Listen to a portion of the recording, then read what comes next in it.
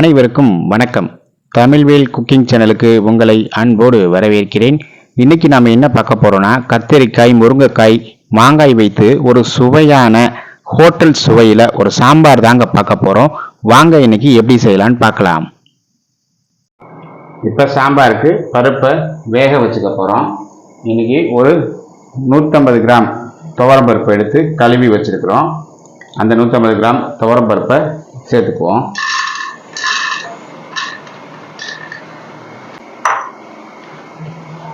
ஒரு தக்காளி பழத்தை நறுக்கி வச்சிருக்கிறோம். அந்த தக்காளி பழத்தை சேர்த்துக்கோங்க. சேர்த்துட்டு தண்ணி சேர்த்துக்கோங்க. ஒரு 3 மடங்கு பருப்பு எவ்வளோ எடுத்துருக்கோமோ அதில் 3 மடங்கு தண்ணி சேர்த்துக்கோங்க.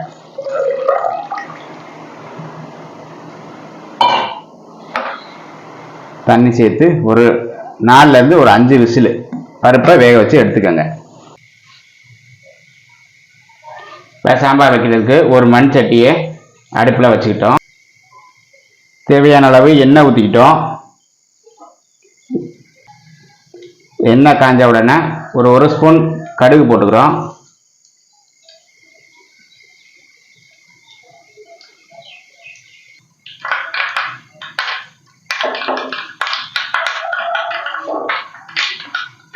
கடுகு பொரிஞ்சோடனே ஒரு அரை ஸ்பூன் வெந்தயம் சேர்த்துக்குவோம்.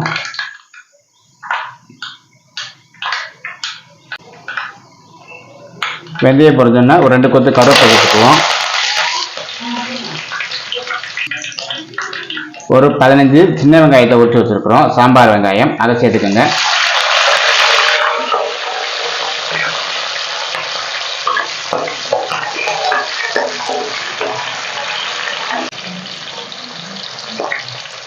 ஒரு 5 வெள்ளைப்பூடு பல்லு உரிச்சு வச்சிருக்கிறோம், அதை சேர்த்துக்கோங்க. ஒரு 1/4 ஸ்பூன் பெருங்காயத்தூள் சேர்த்துக்கோங்க. ஒரு தக்காளி நறுக்கி வச்சிருக்கிறோம், அதை சேர்த்துக்கோங்க. ஒரு தக்காளி பருப்பில் வேக வச்சிருக்கிறோம், பருப்பு கூட, அதனால 2 தக்காளி, ஒரு தக்காளியை வதக்கிக்கோங்க. உப்பு ஒரு அரை ஸ்பூன் போட்டுக்கோங்க.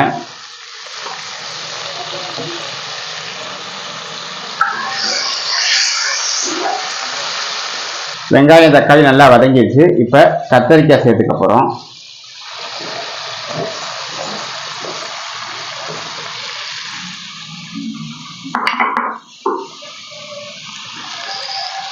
ஒரு முருங்கைக்காய் எடுத்து வச்சிருக்கிறோம், முருங்கைக்காய் சேர்த்துக்கங்க.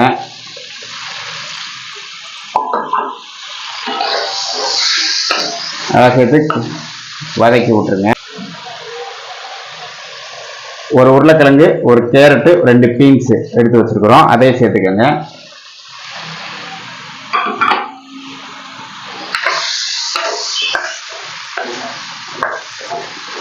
வேற என்ன காய் இருந்தாலும் நீங்க சேர்த்துக்கோங்க. உங்க தேவைக்கேற்ப காயை கூட குறைய சேர்த்துக்கலாம்.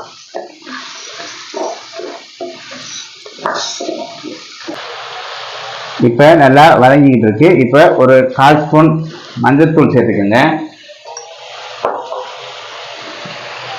ஒரு அரை ஸ்பூன் மிளகாய் தூள் சேர்த்துக்கோங்க, வரமிளகாய் தூள்.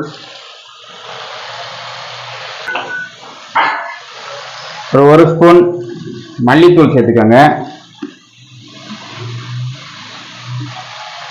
ஒரு 2 ஸ்பூன் குழம்பு மிளகாய் தூள், வீட்டில் அரைச்ச குழம்பு மிளகாய் தூள் 2 ஸ்பூன் சேர்த்துக்கோங்க.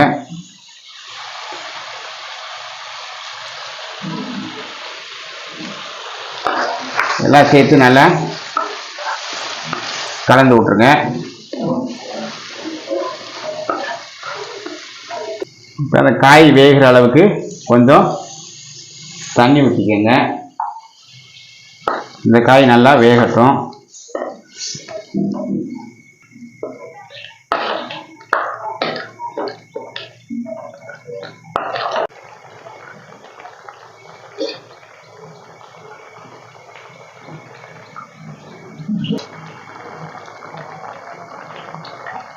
இப்போ காய் நல்லா பாதி வெந்துருச்சு. இப்போ ஒரு சின்ன எலுமிச்சை அளவு புளி எடுத்து கரைச்சி வச்சிருக்கிறோம், அதை ஊற்றிக்கோங்க. மாங்காய் வேற போட போகிறோம், அதனால புளிப்புத்தன்மை அதிகமாக இருக்கும், அதனால புளியை கொஞ்சமாக ஊற்றிக்கோங்க.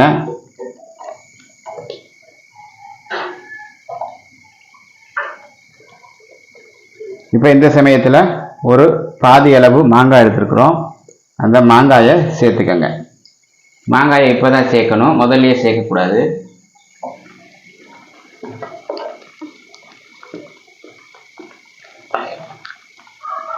இப்போ காய் நல்லா வெந்துருச்சு. இப்போ வந்து நம்ம பருப்பும் ஒரு தக்காளியும் போட்டு வேக வச்சுருக்குறோம். அதை நல்லா மசிச்சு எடுத்துக்குவோம். அந்த பருப்பை சேர்க்க போகிறோம்.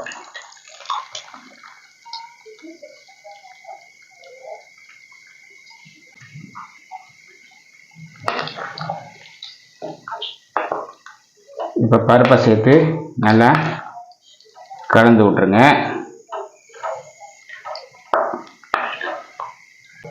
ஒரு அரை ஸ்பூன் உப்பு போட்டுக்கிறோம். ஏற்கனவே கொஞ்சம் உப்பு போட்டிருக்கோம், இப்போ கொஞ்சம் போட்டுக்கோங்க. உப்பு போட்டுட்டு உப்பு புளிப்பு உரப்பு சரியாக இருக்கா அப்படின்றத ஒரு தடவை செக் பண்ணி பார்த்துக்கோங்க. உங்கள் தேவைக்கு ஏற்ப போட்டுக்கோங்க.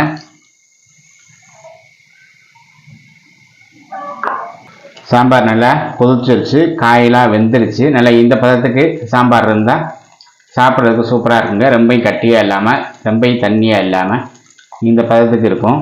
சாப்பிட்றதுக்கு சூப்பராக இருக்கும். இப்போ காயெல்லாம் வெந்துருச்சு. இப்போ கொத்தமல்லி நறுக்கி வச்சுருக்கிறோம். கொத்தமல்லியை சேர்த்துக்குவோம். கொத்தமல்லியை சேர்த்து கிண்டி விட்டு அடுப்பை ஆஃப் பண்ணிடுங்க. அவ்வளவுதாங்க, நம்மளுடைய சாம்பார் சுவையாக ரெடி ஆயிடுச்சுங்க. இந்த மாதிரி ஒரு தடவை நீங்கள் செஞ்சு பார்த்து எப்படி இருக்குன்றத கமெண்ட்டில் சொல்லுங்கள்.